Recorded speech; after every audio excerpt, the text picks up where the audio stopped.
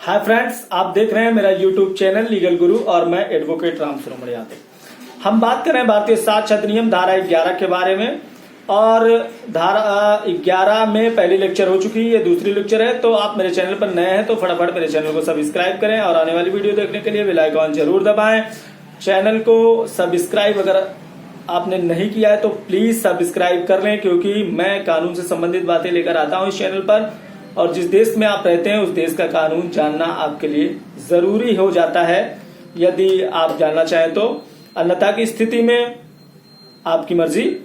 तो हम बात कर रहे हैं भारतीय साक्ष्य अधिनियम धारा 11 के बारे में। और धारा 11 क्या कहती है, वे तत्व जो अन्यथा सुसंगत नहीं है कब सुसंगत हो जाते हैं, कब न्यायालय उसको साक्ष्य के रूप में ग्रहण करती है। अगर आपने मेरी पहली वीडियो नहीं देखी है धारा 11 से संबंधित तो डिस्क्रिप्शन में मैं उसकी लिंक दे रहा हूं, आप देख सकते हैं अगर चाहते हैं तो। यदि नहीं चाहते तो कोई बात नहीं। चलिए शुरू करते हैं फटाफट। धारा 11 भारतीय साक्ष्य अधिनियम 1872। भारतीय साक्ष्य अधिनियम 1872 की धारा 32 की अगर हम बात करें, 11 की बात कर रहे हैं लेकिन 11 में 32 की बात करना जरूरी है, तो इसलिए मैं बता रहा हूं। धारा 11 में 32 की बात कर रहे हैं हम। 32 में जो उपबंध हैं जिनमें ऐसे व्यक्तियों द्वारा जो मर गए हैं और या मिल नहीं सकते हैं, कोई व्यक्ति ऐसे भी होते हैं जो खो जाते हैं और मिल नहीं पाते, या ऐसे व्यक्ति जिनकी मृत्यु हो गई है, इनके द्वारा कोई कही गई बात या की गई बात सुसंगत तथ्यों के कथन को सुसंगत घोषित किया गया है। धारा 32 में जो व्यक्ति खो गए हैं, जो अब मिल नहीं सकते, 7 साल से ज्यादा हो गया है उनको खो गए हैं, वो मिल नहीं पा रहे हैं, या किसी व्यक्ति की मृत्यु हो गई है उसके द्वारा कोई बात कही गई है, तो उस बात को सुसंगत माना जाता है धारा 32 में। लेकिन धारा 11 जो हम पढ़ रहे हैं, जो हम जान रहे हैं, धारा 11 के बारे में अगर बात करें तो धारा 11 द्वारा धारा 32 पर नियंत्रण लगाने का कार्य किया गया है। धारा 32 पर धारा 11 नियंत्रण लगाती है। और किस प्रकार नियंत्रण लगाती है इस बात को हम जानते हैं। जब धारा 32 में कोई साक्ष्य ग्रह नहीं होता है तो धारा 11 में वह साक्ष्य ग्रह हो जाता है। जब केवल यह साबित करना हो कि क्या उसने यह कथन किया है, यहाँ केवल यह साबित करने की बात है कि वह व्यक्ति जिसकी मृत्यु हो गई या वह व्यक्ति जो अब नहीं है उसके द्वारा जो कहा गया, क्या वह बातें कहा गई, जहां तक कही गई, केवल ये बातें जहां तक साबित करने की बात है, बस वहीं तक। या ये बात महत्व यहां नहीं रखती है कि वह उसने सही कहा था या गलत कहा था, केवल उसके वाक्यों को साबित करने की बात करती है। तो उसने कहा था या नहीं कहा था, उसने सही कहा था या गलत कहा था, इसके बारे में ये विचारण नहीं करती है। वो केवल इस बारे में विचारण करती है कि उसने सही कहा था या गलत कहा था। इससे धारा 32 का कोई मतलब नहीं है। उसका मतलब है धारा 32 का कि उसने कहा था, सही कहा या गलत कहा, ये बात का प्रश्न है। ऐसी दशा में जहां उसने कहा था, ऐसी दशा में केवल कथन किए जाने का साक्ष्य ग्रह होगा। ये साक्ष्य ग्रह होगा कि उसने कहा था, और वह धारा 32 की अधिकारिता से परे है।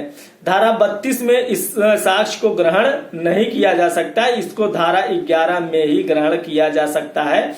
इसीलिए ये कहा गया कि धारा 11 धारा 32 पर प्रतिबंध लगाती है। अगर ये बात आपको क्लियर ना हुई तो कमेंट बॉक्स में लिखिएगा, मैं और विस्तार से इस बात को समझाने का आपको प्रयास करूंगा, क्योंकि इस बात को और विस्तार से समझाया जा सकता है, लेकिन मेरे समझ में आता है। अगर आपने मेरी पिछली वीडियो देखी है तो निश्चित रूप से आपको ये बात समझ में आ गई होगी।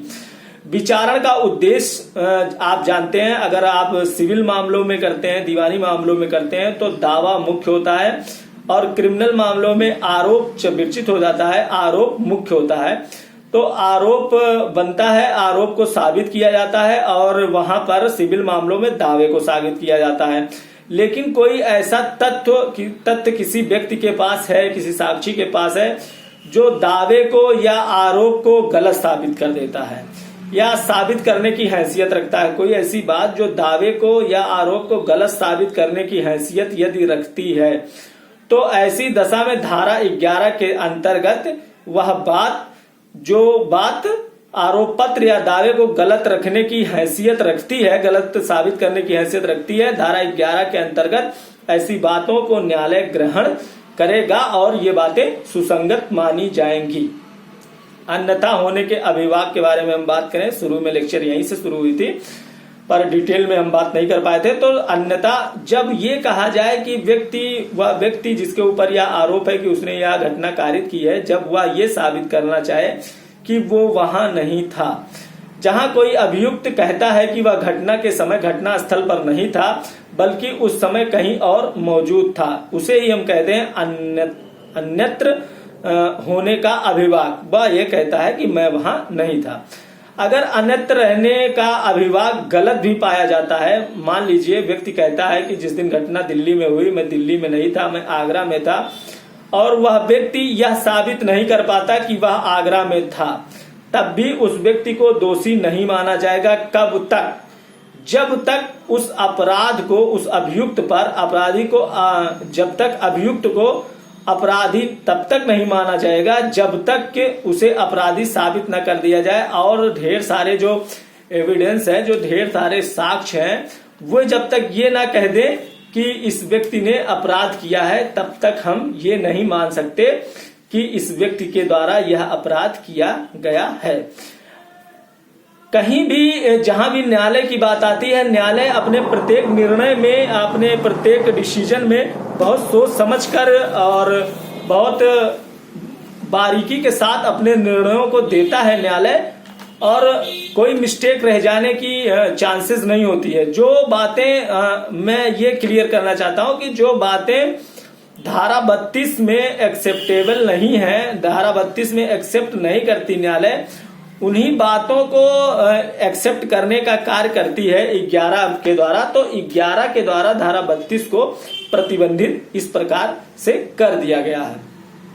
अन्यत्र उपस्थित रहने के अभिभाव में अगर हम बात करें तो अन्यत्र उपस्थित रहने का अभिकथन प्रथम श्रेणी का साक्ष्य है। न्यायालय इसको निश्चित रूप से एक्सेप्ट करती है। अगर कोई अपराधी ये कहता है कि मैं वहां नहीं था, तो ये प्रथम क्वालिटी का साक्ष्य है। अगर वो साबित कर पाता है कि वो घटना के समय घटना स्थल पर नहीं था, पर इसको साबित करना पड़ेगा, साबित करना होगा कि किस प्रकार से वह साबित करेगा कि वह घटना स्थल पर नहीं था। अगर साबित कर पाता है तो ये प्रथम क्वालिटी का साक्ष्य है और न्यायालय इसको एक्सेप्ट करती है।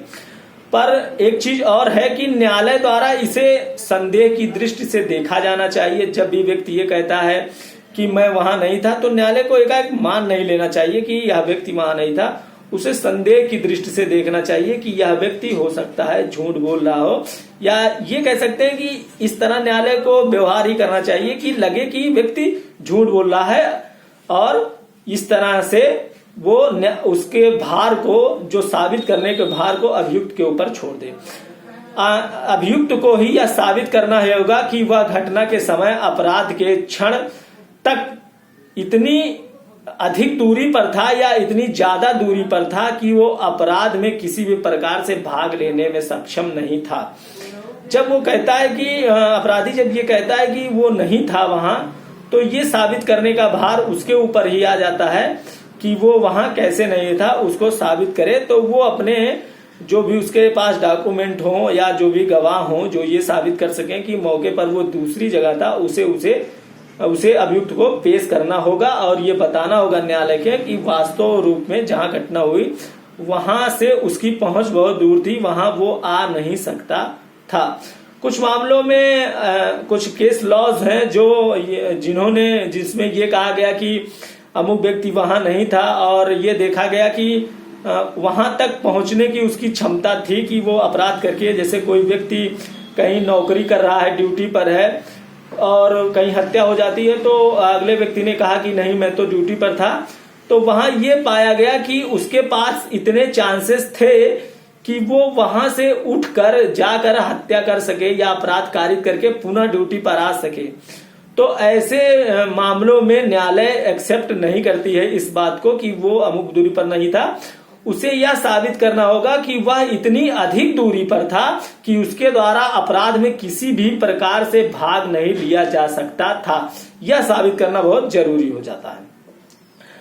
परंतु यदि अन्यथा उपस्थित रहने का साक्ष्य गलत साबित हो जाता है, तो वह दोषी व्यक्ति के मस्तिष्क को दर्शित जरूर करता है। अभी हमने पीछे बात की कि अगर कोई व्यक्ति यह कहता है कि मैं वहां नहीं था और ये हो जाता है कि ये साबित हो जाता है कि वो घटना के समय वहीं था या वो जहां कह रहा वहां नहीं था, तो जब तक उसको दोषी नहीं ठहराया जा सकता और साक्ष्यों के आधार पर ये नहीं कहा जाता कि वो और साक्ष्य उसके खिलाफ नहीं होते, तब तक उसे दोषी नहीं ठहराया जा सकता। वहीं पर ये न्यायालय की मंशा है कि अगर व्यक्ति कहता है कि वो कहीं और था और वो साबित नहीं कर पाता कि कहीं पर और था वो, या मैंने अभी बताया कि जैसे ड्यूटी पर था कोई, तो ये एक संदेह के घेरे में अवश्य ला देती है अभियुक्त को कि अभियुक्त न्यायालय से भागने का या झूठ बोलने का प्रयास कर रहा है। तो निश्चित रूप से ये था एक शक के दायरे में, मस्तिष्क के बारे में, अपराधी के मस्तिष्क के बारे में जरूर ये बात दर्शा देती है कि अपराधी झूठ बोल रहा था। अगर वो ये नहीं साबित कर पाता कि उसने वह उस समय वहां नहीं था जब अपराध हुआ, अगर उसको साबित नहीं कर पाता तो उसके मस्तिष्क के बारे में, उसका मस्तिष्क गलत बातें कर रहा है, इस बारे में अवश्य निश्चित रूप से दर्शा देता है। और इसी के साथ हम मिलते हैं धारा 11 की अगली वीडियो में। तब तक के लिए मुझे इजाजत दीजिए। आप अपने घरों में रहिए, स्वस्थ रहिए, मस्त रहिए और जानिए उस कानून के बारे में जो आपके देश से संबंधित है, जिसे आपको जानना ही चाहिए। मिलिए मुझसे अगले वीडियो में, तब तक के लिए मुझे इजाजत दीजिए। जय हिंद।